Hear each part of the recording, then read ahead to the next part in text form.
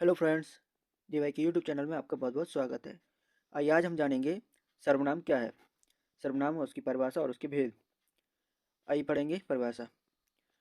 सर्वनाम क्या है? जिन शब्दों का प्रयोग संज्ञा के स्थान पर किया जाता है उन्हें हम सर्वनाम कहते हैं। जैसे मैं, तू, आप। ये सभी क्या हैं? किसी भी यानी कि संज्ञा के नाम पर उपयुक्त होने वाले शब्द होते हैं। जैसे कि मैं, तू, आप। ये स्वयं स्वयं के लिए। और यह, वह, जो, कोई, कुछ, कौन, क्या, ये सभी क्या है?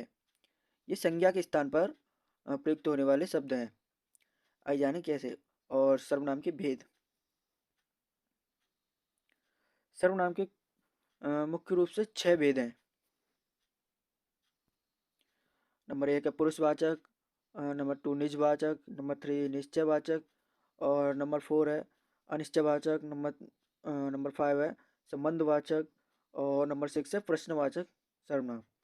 ठीक है, आइए जाने अब हम ना डिटेल में। नंबर 1 है पुरुषवाचक सर्वनाम। ये 3 प्रकार के होते हैं, यानी कि इसके 3 भेद हैं। पहला है उत्तम पुरुष, और दूसरा मध्यम मध्यम पुरुष, और तीसरा होता है अन्य पुरुष। ठीक है, ये पुरुषवाचक सर्वनाम क्या होता है, इसकी परिभाषा जाने। जिन सर्वनाम शब्दों का प्रयोग जिन सर्वनाम शब्दों का प्रयोग व्यक्तिवाचक संज्ञा के स्थान पर किया जाता है उन्हें पुरुषवाचक सर्वनाम कहते हैं। जैसे मैं, तुम, हम, आप, वे। ये सभी क्या है? ये सभी हैं व्यक्तिवाचक सर्वनाम, व्यक्तिवाचक संज्ञा के स्थान पर प्रयुक्त होने वाले सर्वनाम। सर्वनाम का क्या मतलब है, यानी कि किसी नाम के स्थान पर उपयुक्त होने वाले शब्दों को हम सर्वनाम कहते हैं। और यहाँ पर क्या है, पुरुषवाचक में क्या है? पुरुषवाचक वे शब्द होते हैं जिन्हें हम व्यक्तिवाचक संज्ञा के स्थान पर यूज करते हैं। जैसे कि मैं, तुम, हम, आप। ये व्यक्तिवाचक संज्ञा के स्थान पर उपयोग यूज कर रहे हैं। पुरुषवाचक सर्वनाम के 3 भेद हैं। पहला है उत्तम पुरुष। उत्तम पुरुष क्या है? इन सर्वनाम का प्रयोग बात कहने या बोलने वाला अपने लिए ही करता है। यानी कि इन सर्वनाम का प्रयोग बात कहने या बोलने वाला अपने लिए करता है। जैसे कि मैं, मुझे, मेरा, मुझको, हम, हमें, हमारा, हमको। यानी कि जो कोई भी बोल रहा है, जो खुद के लिए बोल रहा हो वो होगा उत्तम पुरुष। और दूसरा है मध्यम पुरुष। मध्यम पुरुष में क्या क्या होता है? इन सर्वनाम का प्रयोग बात सुनने वाले के लिए किया जाता है। मध्यम पुरुष यानी कि बात सुनने वाले के लिए। जैसे कि तू, तुझे, तेरा, तुम, तुम्हें, तुम्हारा, आदि। मध्यम पुरुष में यानी कि बात सुनने वाले के लिए होता है मध्यम पुरुष। आदर सूचक आप, आपको, आपका, आप लोग, आप लोगों को, आदि। उसके बाद आता है अन्य पुरुष। अन्य पुरुष में क्या है?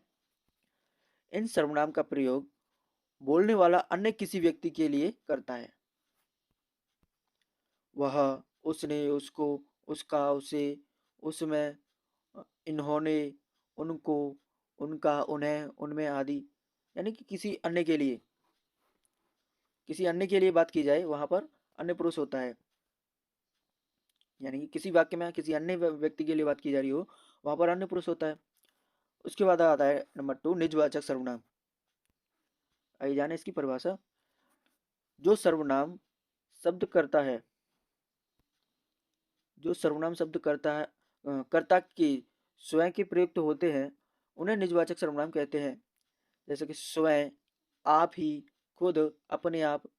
यानी कि जो शब्द स्वयं के लिए उपयुक्त होते हैं, स्वयं के लिए यूज किए जाते हैं, वहां पर निजवाचक सर्वनाम होता है। यानी कि किसी भी वाक्य में स्वयं के लिए कुछ शब्द उपयोग उपयोग किए जा रहे हों या यूज किए जा रहे हों, वहां पर निजवाचक सर्वनाम होता है। जैसे कि एग्जाम्पल देखते हैं हम। उसने अपने आप को बर्बाद कर लिया। उसने अपने आप को बर्बाद कर लिया, यानी कि इस वाक्य में किस व्यक्ति ने अपने आप को ही बर्बाद कर लिया। यानी कि कोई भी कार्य किया जा रहा है वो उसके लिए ही किया जा रहा है, स्वयं के लिए। मैं खुद फोन कर लूंगा, यानी कि स्वयं की बात की जा रही है ना। तुम स्वयं यह कार्य करो, या श्वेता आप ही चली गई। तो यहाँ पर स्वयं के लिए बात की जाती है, तो वहां पर होता है निजवाचक सर्वनाम, यानी कि स्वयं के लिए बात की है। निज का मतलब ये होता है कि निजी, यानी कि अपना खुद का। नेक्स्ट आता है निश्चयवाचक सर्वनाम।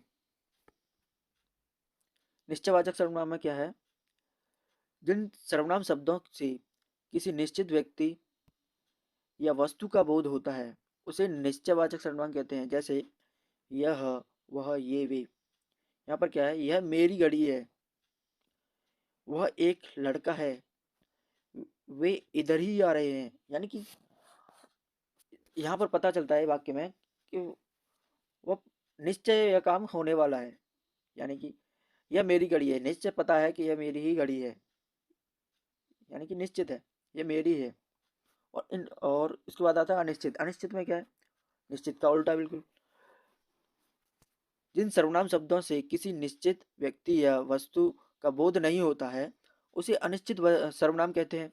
जैसे कुछ, किसी ने, कुछ, किसी ने, किसी को, किन्हीं ने, कोई, किन्हीं को।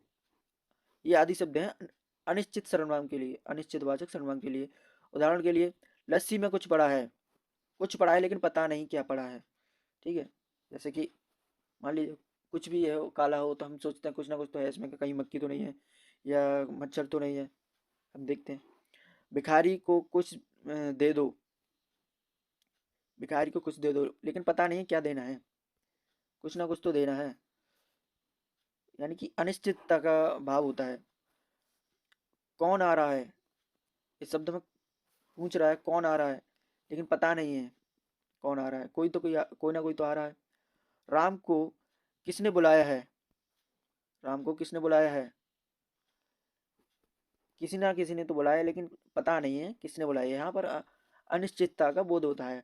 और शायद किसी ने घंटी बजाई है, किसी ने घंटी बजाई है लेकिन पता नहीं किसने बजाई। ठीक है, तो यहाँ पर अनिश्चितता का बोध हो रहा है, तो वहाँ पर होगा अनिश्चित वाचक सर्वनाम। नेक्स्ट आता है संबंधवाचक सर्वनाम। संबंधवाचक सर्वनाम में क्या है, जिस सर्वनाम से वाक्य में किसी दूसरे शब्द से संबंध ज्ञात होता है उसे संबंधवाचक सर्वनाम कहते हैं। जैसे कि जो सो, जहां वहां, जैसा वैसा, जौन तौन। आई जाने कैसे, जहां चाह वहां राह, यानी कि यहाँ पर ऐसा है,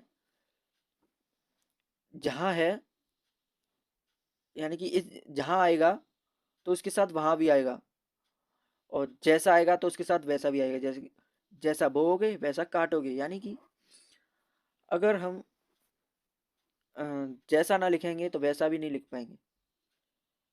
यानी कि एक संबंध देखा जा रहा है, जैसा से वैसा का संबंध है। वह कौन है जो रो पड़ा, वह से जो का संबंध है। और जो सो गया वो खो गया, जो से वो का संबंध है। नेक्स्ट है जो करेगा सो भरेगा, जो से सो का संबंध है। यानी कि जहाँ संबंध स्थापित होता है तो वहां पर संबंधवाचक सर्वनाम होता है। नेक्स्ट आता है प्रश्नवाचक सर्वनाम। प्रश्नवाचक सर्वनाम क्या है, आई जाने परिभाषा। जिन सर्वनाम से वाक्य में प्रश्न का बोध होता है उसे प्रश्नवाचक सर्वनाम कहते हैं। यानी कि जहाँ प्रश्न पूछा जाए, वाक्य में कहीं भी प्रश्न पूछा जाए वहां पर प्रश्नवाचक सर्वनाम होता है। जैसे कौन, कहाँ, क्या, कैसे, ये उसके उदाहरण है। और रमेश क्या खा रहा है, रमेश क्या खा रहा है, यहाँ पर प्रश्न पूछा जा रहा है, वहां पर प्रश्नवाचक सर्वनाम होगा। यहाँ पर प्रश्नवाचक वाक्य क्या है, क्या। कमरे में कौन बैठा है, या कौन आ गया, प्रश्नवाचक सर्वनाम है। वे कल कहाँ गए थे, तो यहाँ पर प्रश्नवाचक शब्द आ गया। आप कैसे हो, यहाँ प्रश्नवाचक है, तो यहाँ पर क्या होगा, प्रश्नवाचक सर्वनाम। इसी के साथ दोस्तों वीडियो को समाप्त करते हैं और मिलते हैं नेक्स्ट वीडियो में। तब तक के लिए bye bye and take care and thanks for watching this video.